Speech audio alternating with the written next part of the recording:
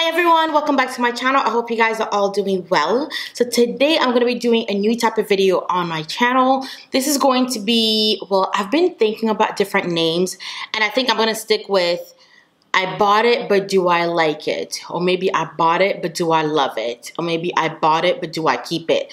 I don't know. By the time you're watching this video, you're going to see the title and you're going to see the name that I chose. So this video really is going to be kind of a spin-off of my friend Tiffany's videos. She makes these really helpful, awesome videos called Hauled It, But How Was It? Where she hauls a lot of things and then she comes back and tells you how it worked, if she likes it, and things like that. I personally find those videos super helpful. So I wanted to do that. So I wanted to do that here on my channel because there's so many things that I pick up all the time and sometimes I return them, sometimes I hate them.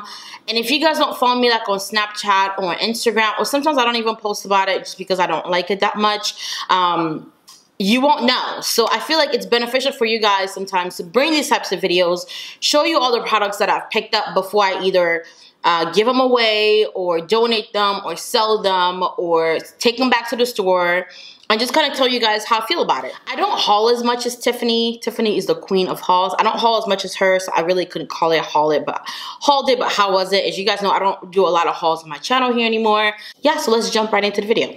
Okay, the first thing we're going to start off with is going to be the Huda Beauty Desert Dusk palette.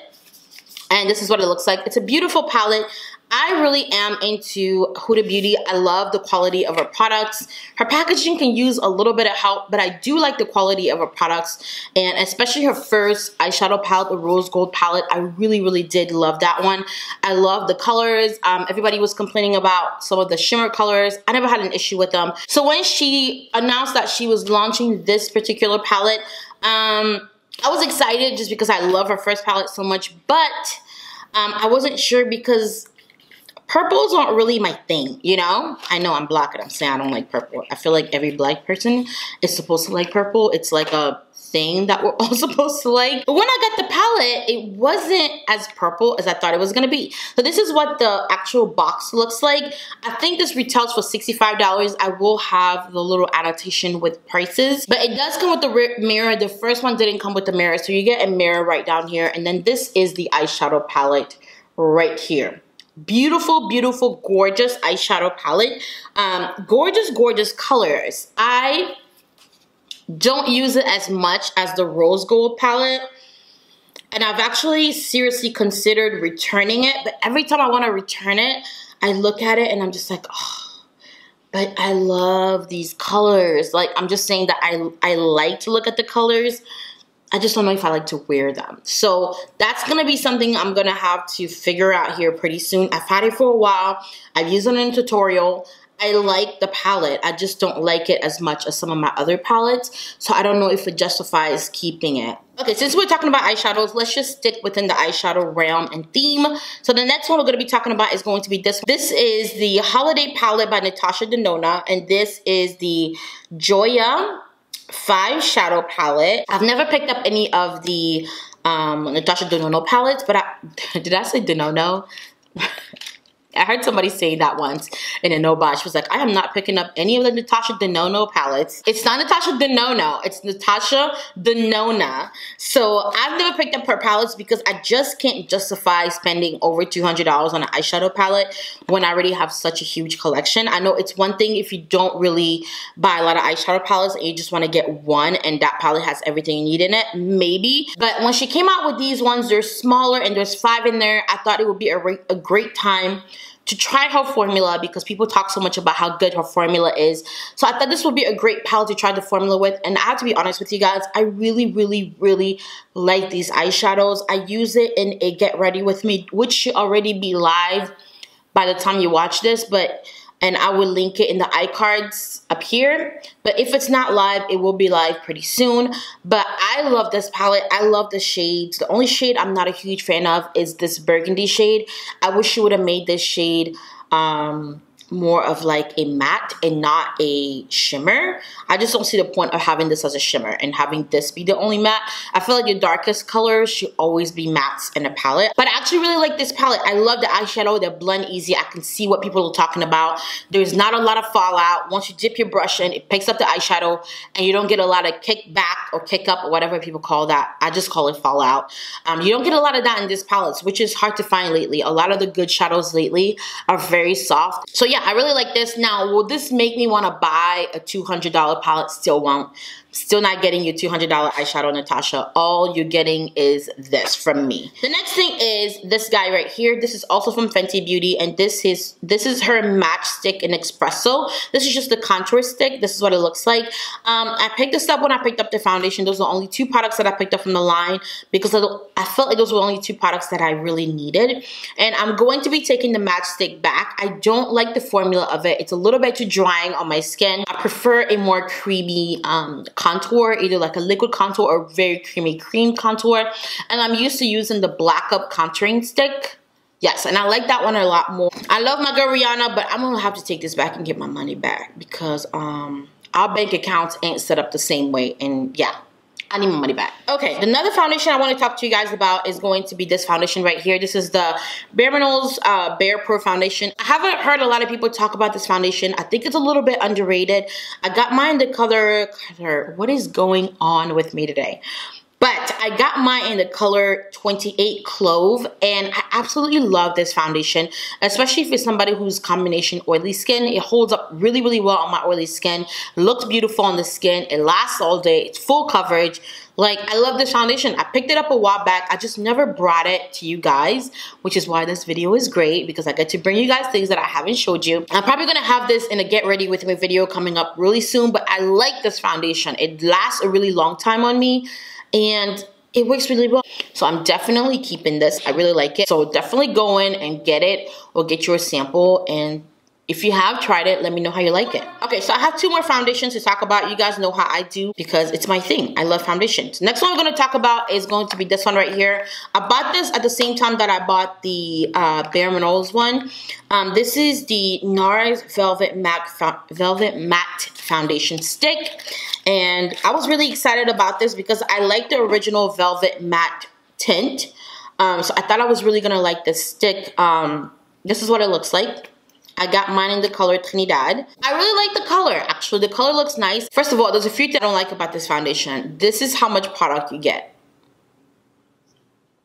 NARS, seriously, like 0.31, 0.31. Like, this is my pinky finger. This is how much product you get. Like, that's not enough product to warrant the price that this foundation is. You don't get enough product. And then the number two thing I don't like about this, which is what made the decision seal for me with this product, is the fact that this creases like crazy. When I wear this, 2 hours later, it is in my smile lines. It is in my 11. Every crease this foundation can find, it would get into. For it to be a velvet matte, you would think it would mattify down. I don't feel like it mattifies down. I don't like the formula of this at all. And I usually like every single NARS foundation he has ever come out with. So it is very weird for me not to like this one, but I don't like this one. So I'm gonna have to take it back. Next one we're gonna be talking about is going to be the Huda Beauty foundation, the full filter foundation. If you guys saw my Get Ready With Me, then you know that I also featured this in the Get Ready With Me video, and I have mine in the color Mocha, and this is what Mocha looks like. The color on the outside looks a lot more red, but once I pump it, it's more of like a neutral golden shade. It could be a little bit more golden because it's called 500G. I've been wearing this foundation now for about a week and a half, so I kind of know how I feel about it. I love the coverage of this foundation. It gives me a really good full coverage, but it says it's a full coverage, but I think it's actually a medium to full coverage. The one thing that I would say I don't like about this foundation is that when you call a foundation full filter, my face should look filtered once it's on, and I don't feel like my face look any filtered. I feel like my skin look even, my skin look pretty, but it didn't feel filtered. Like, I expected the foundation to just blur everything out, and the foundation did not blur everything out. So I would definitely say the whole full filtered thing is a little bit misleading. Other than that, it lasted on me pretty well. It definitely got shiny around like my T-zones, around maybe like the 4th hour, 5th hour mark, which is pretty normal. My nose is super oily. Every foundation is always going to get oily there. But the rest of my face stayed pretty good. Around the 8th hour mark though, everything started getting oily. I'm on the fence about if I'm gonna keep this or not. I feel like I wanna try it a few more times before I make up my mind. But I like it, it does the job. There's just something about it that's keeping me from like absolutely loving it. But I like it. Does that make sense? It didn't blow me away, but I like it. It's a decent foundation. All right, the next thing we're gonna be talking about is going to be a primer, and that's the primer that I tried when I tried this foundation. And this is going to be the Peter Thomas Roth Skin to Die For No Filter Mattifying Primer.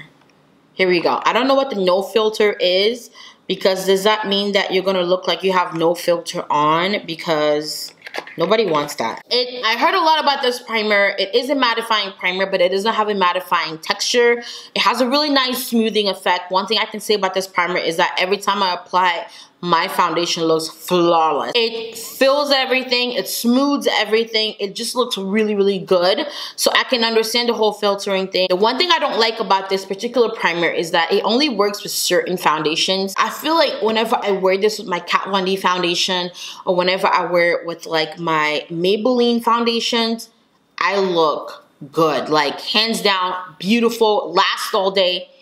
But then I turn around and wear it with like the Huda Beauty or like the Fenty, and I look a mess. Like it just doesn't look good. So I'm not sure what's going on with this. I know this video I'm supposed to tell you if I like things or not, but I don't be knowing. So that's why I'm making the video, because I don't know. I don't know. I feel like I have to try this a little bit more, but I'm pretty sure this is going to go back, just because I can't have a primer that only works with some foundations and doesn't work with others. Okay, so the last thing I'm going to be talking about is going to be a fragrance, and this fragrance was actually sent to me by Givenchy from October. I read the notes and it's different from every other fragrance that I had, so I wanted to give it a try because I was looking for a fall winter fragrance, and I've been wanting to try the deeper, more like woodsy and sophisticated ones, because you know most of the fragrances that I have are like sweet and fun, but this one, the bottle was intriguing. So it's called Eau Demoiselle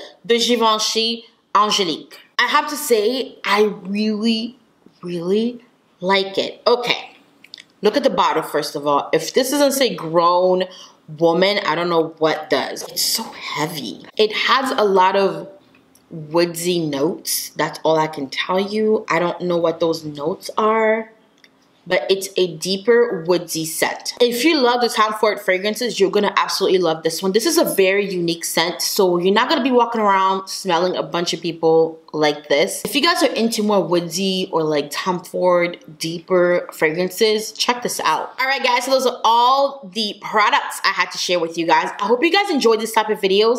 If you did, please give it a thumbs up and let me know down below so I can make more of these for you guys. Thank you guys so much for watching. Make sure you subscribe to my channel so you don't miss any of my new videos, and I will see you guys in my next one.